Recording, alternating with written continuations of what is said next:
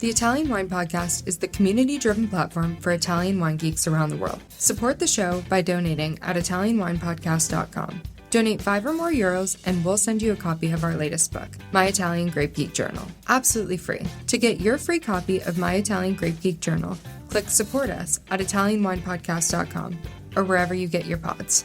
Grazie mille. Welcome to the Italian Wine Podcast. This is the next generation with me, your host, McKenna Cassidy. For the next 30 minutes, I invite you to explore with me what young adults are up to in the Italian wine scene. Today, let's feast on our discussion of Italian wine, travel, food, and culture. Thank you for being here. Grab a glass with us. Chin chin. Cool, so I'm McKenna. I'm here with Luigi di Majo Norante. He is the grandson of the founder of Di Majo Norante Wines, correct? And Hi, it's McKenna. a joy. Hi. Hi, McKenna. I'm Luigi. I'm 22 years old, and I work in the commercial side of the Di Majo Norante family. That's awesome. And you're coming here to us today from where? I'm coming from Rome, because during the weekends, usually I'm staying there. Okay. But yeah, during the week, usually I'm staying at the Di Majo Norante family or anywhere the work brings me to. So Fabulous. any market that I'm following, for example, Germany or Belgium and Wonderful. other places. Cool. I'm so excited to learn about all the different places you've traveled. And so this winery is awesome. We don't usually get to interview producers from Molise. So Di Majo Norante is in Molise, and I'm really excited to dive into the wines here. And then Luigi has an awesome perspective on the under 30s generation of Italian wine drinkers and international wine drinkers are interested in exploring. And so I'm excited to learn from him and get a new perspective. So thank you in advance. You're welcome. I'd say that Molise is not famous for winemaking.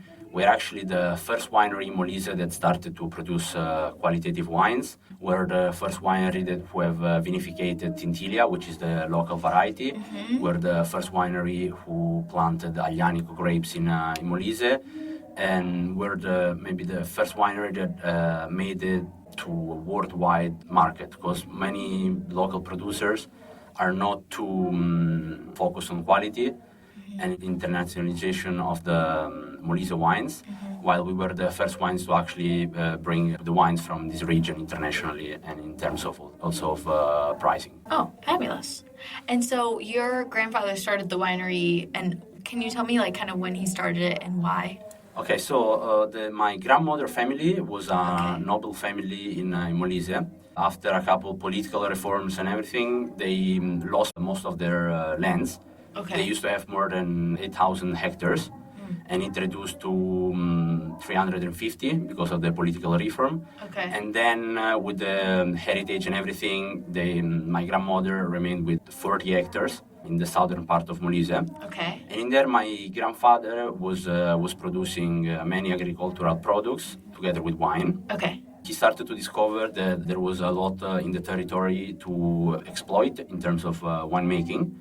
So he started to focus a lot on qualitative wines. Okay. And the winery started to get recognized in Italy and a little bit internationally. Then from around the 90s, my father started to cover also the wine business of my grandfather.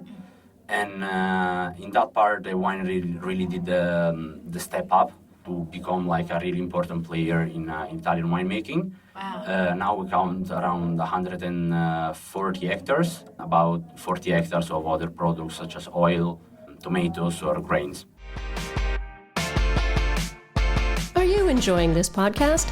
Don't forget to visit our YouTube channel, Mama Jumbo Shrimp, for fascinating videos covering Stevie Kim and her travels across Italy and beyond, meeting winemakers, eating local food, and taking in the scenery. Now back to the show.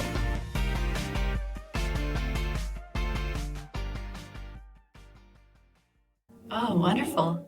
It sounds like your grandparents found like a very special passageway. Were there many other people doing the same thing, or were they kind of pioneering that? I assume other people were growing. They were really pioneers in that ages. There were no other agricultural places where they were doing wines like this. And we were the first ones also to experiment kind of new types of clones in vineyards, new typologies. Okay.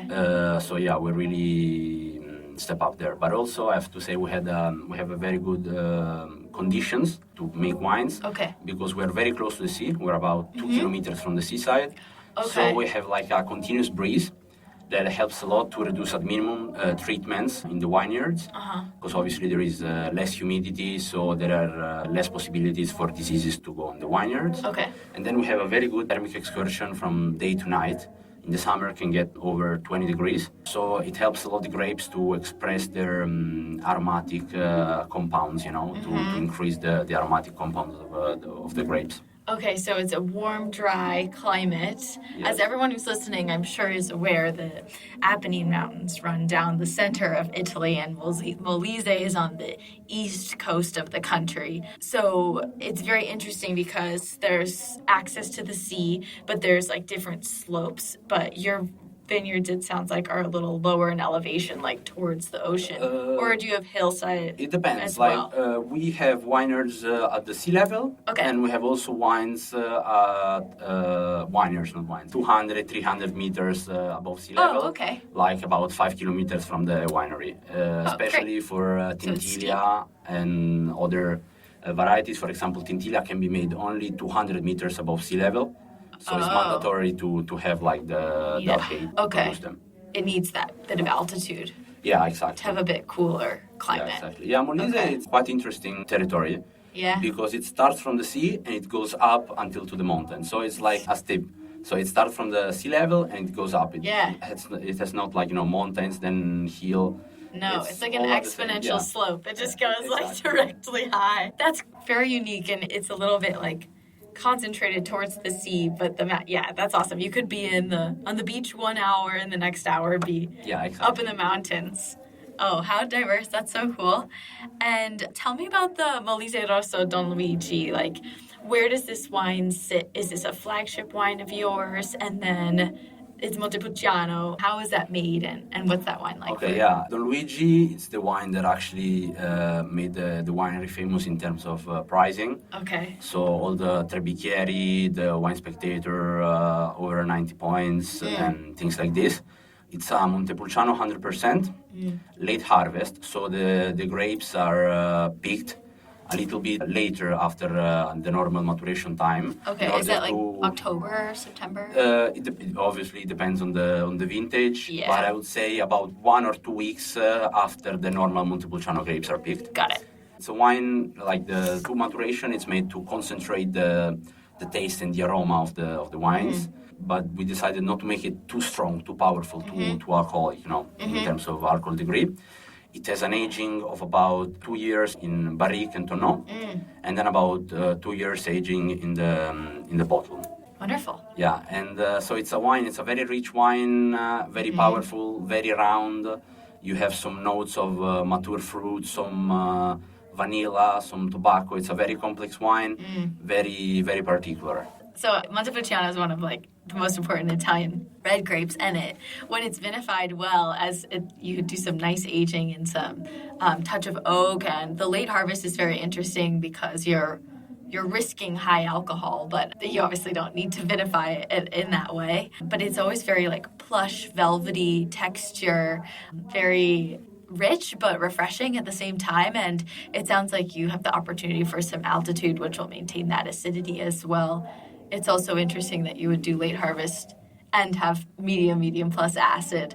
This is some of the fascinating stuff of Italian wines, is like you can have this tension between richness and refreshingness at the same time, and then this tension between like ripe fruit and herbs, savory notes, like dry texture that seems this opposite. So that's the ironic harmony of it all, which is so cool. I would pay particular attention on when to pick the grapes. Okay. Because obviously if you go too far, you will have too high alcohol degree. But also by concentrating the grapes, you will get more color intensity, more phenolic maturation, higher phenolic maturation. That's very important for the aromas of the wines. And also a very important acidity, because obviously by evaporating a little bit of water from the bunch, you have more concentrated wine, so also a little bit higher acidity. So it helps also a lot for the aging of the wine. Recently, we did some vertical tasting. Yeah, we which opened vintages? bottles. So we did 90, 95, 2000, 2005, 2010, 15, and 20. And I have to say, even the 1995, we're still holding on very nice. Wonderful. So it's very particular as a tasting essay. Also, sometimes we do not that far, but we do also tasting to control the development of the wine over time. So we see how it develops over time. We make tasting notes to see at what point how it tasted and how it changed over the years, and that helps a lot to improve our wine over time. Okay. What's the goal of this wine or any of your wines? Is it to express Molise? Is it to make the best example of Montepulciano? Is it do both? Like, what's the goal? Yeah, actually, our philosophy is to produce wines of the highest quality by using grapes that are part of our regional heritage and tradition, but at the same time experimenting new techniques and technology to make the grapes express the best of them and their terroir.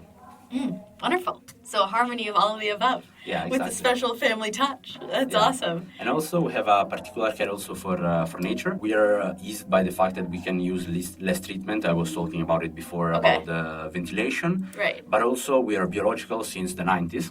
So even before the regulation occurred. And we don't use any nocive substance of any kind on the treatments of the wineries. Are other producers in the area using treatment and you choose not to, or is it kind of the trend of the region? Most of them, I'd say no. But I guess that we made this decision not for a commercial choice, because our goal is to keep wineries as healthy as possible. In our case, we don't need any chemicals that is nocive to keep the winery, because we have low humidity. For us, it's enough to use biological product. In that case, we respect also nature. It's very good, like for both. So we're very happy with it because we have very healthy wineries and bunches, and at the same time we respect nature. Of course. Okay, a good balance. And who's the team right now? Who's the winemaker and the vineyard manager? So in the winery we have an enological person, which is Cristoforo, and an agronomical person, which is Francesco, which are then supervised by the Riccardo Quatrella consultancy group, which is a very famous enologist from Italy. So he helps us like on the quality control over time. So he supervised like what we're doing, if we're doing things correctly. But yeah, we have also our own team. Okay. Oh, wonderful. And how far is your winery from Campobasso? From Campobasso, it's about 1 hour, one hour and a half. So we are located in the southern part of the region, about 2 kilometers from the sea and about 5 from the border with Puglia. Okay. So we're far south in the southeast in the region. Very close. But Molise, it's a very small region. It's, I think, the second smallest region in Italy. It's not very populated. It's not too far to go from one place to another. I'm excited to go someday. I have yet to go, and I think it has its own unique beauty. Amongst all of Italy, Molise is different and set apart. Yeah, it has many interesting facts that not many people know. For example, up in the mountains, there is a very big production of extraction of truffles. Molise is actually the region with the highest percentage of truffle hunters in Italy. Yes. And it's very interesting because it's not a region known for those kind of products. Right. While like we have multitude of them. Of course. I assume truffles go quite well with some of your wines then. Yeah. Now it's truffle season actually. Yes, so in November. Sometimes we bring some truffles from the mountains. We do also some events. Sure. And it's very nice. I love truffles. And they're dark truffles or light truffles? Both white and truffles. Actually more white than in terms of, it's like a lot of white and also black. Oh, fabulous. Yes. That's great.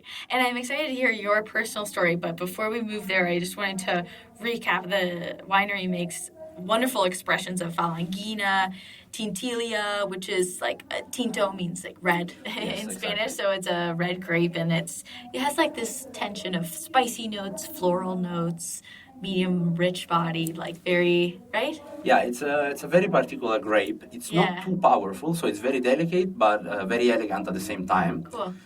So we have to stay very careful when working on it, because if we use, for example, too much oak, or a barrel which is too much toasted, we will cover totally the flavor. So usually we use old oak, so old barriques and tonneau, to make it express as it is. Otherwise, we will cover too much the flavor. Yeah.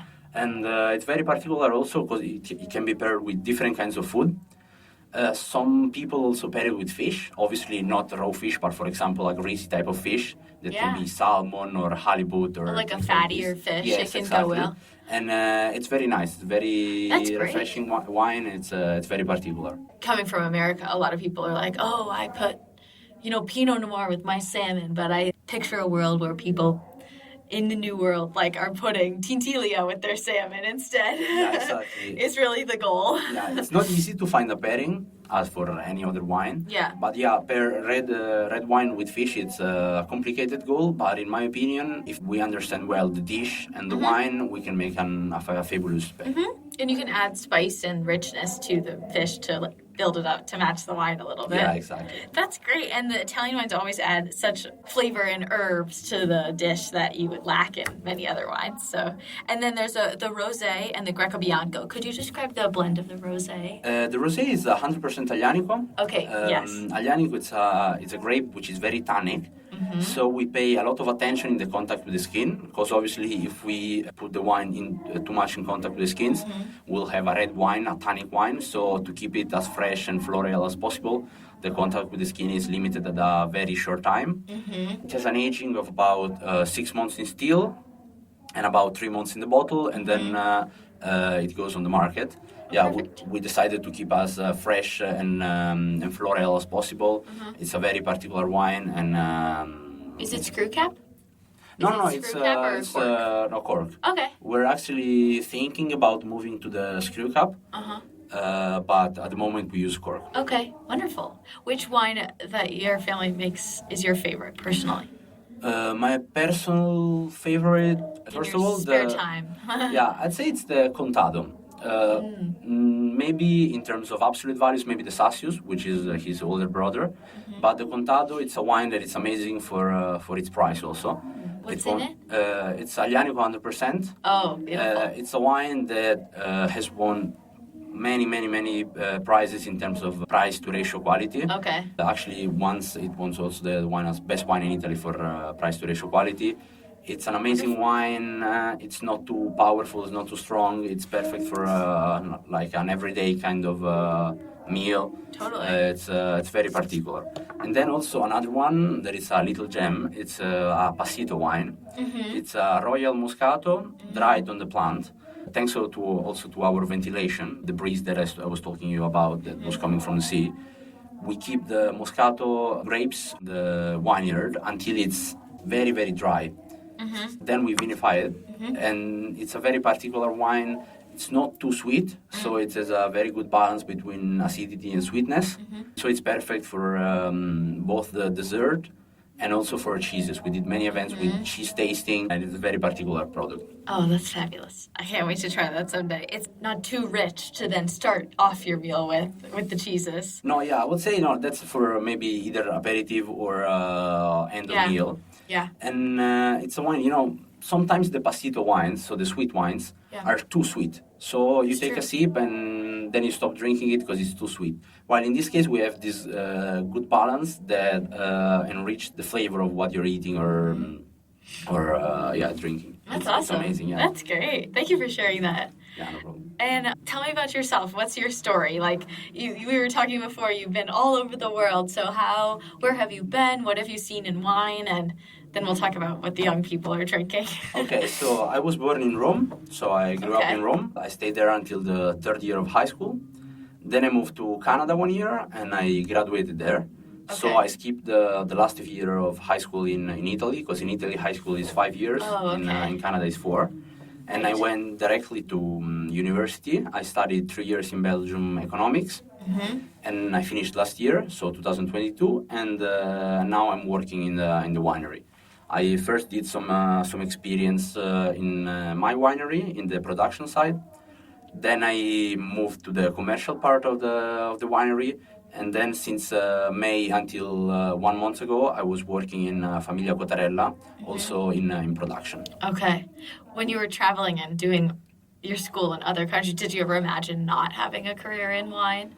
Or did you always feel called to come back to wine? No, to be honest, I always wanted to work in wine. Since I was quite young, my father was bringing me to Vinitaly, Verona, or other fairs. Okay. So I've been in contact with this word since I was young, and I always loved it. To tell people, explain about your wines, to travel around. Also, I remember also always my father going to many countries to visit and then bringing us presents. It was very nice. A constant adventure. Since I was in high school, I decided that I wanted to work in the wine business. Okay. I was unsure about the field, so either production or commercial. Right. I decided to move in the commercial part of the winery, but still doing some experience. So I'm not an enologist, but I know how to move around also in the production part. Okay. Are your friends in wine as well, or are you one of the only ones? I made many friends that are winemakers. Also here, where we're doing the podcast, I have some friends, and we're following some some courses together. But yeah, I brought many friends to the wine world. For example, with my friend Francesco, we take a couple of weeks every year to visit a specific region in Italy or outside Italy and visit some vineyards. And I always try when I'm at dinner to explain them about wines and explain the passion that I have. That's awesome. Wonderful. Sounds like my friends are always looking at me like, Kenna, tell us about this wine. Yeah, exactly. Sometimes I get messages, I'm at the store. I get that too. Yeah, which wine should I take? When you get that text, what do you say? What are you eating, or what do you want? What's your price range? Especially what are you eating? And also to show me maybe a picture of the showcase, maybe I recognize some wines. Totally. And then I just tell them to go to one variety. Totally. What was one of your recent recommendations? Sauvignon. It's a wine that I recommend a lot with fish, with raw fish, because it has a very nice acidity. There are some white wines that are too sweet, so they're not they do not go well with raw fish. But yeah, with Sauvignon, it's a very good choice for it. Made in Italy or somewhere else? In Italy, in Friuli. Yeah. I like Sauvignon from Friuli a lot. Yeah, that's me too. Awesome. It's one of the wine I prefer the most from Italy. The Sauvignon from Friuli. That's great. And then what might you qualify between maybe young Italian wine consumers that are our age, 20s, versus your international friends? Are they drinking different things? Do you see them all with a passion for Italian wine? What do their drinking habits look like? Here, I'd make a distinction, between wine lovers and normal consumers. Obviously, wine lovers, because they know a lot about wines, they try to pick more the particular kind of wines, maybe the wines they don't know, while the normal consumers usually are not too acquainted with the wine world, so they try to choose usually the wines that they heard about, so maybe the trendy wines, or they're attracted by the label and things like this. So yeah, there is a difference between these two type of...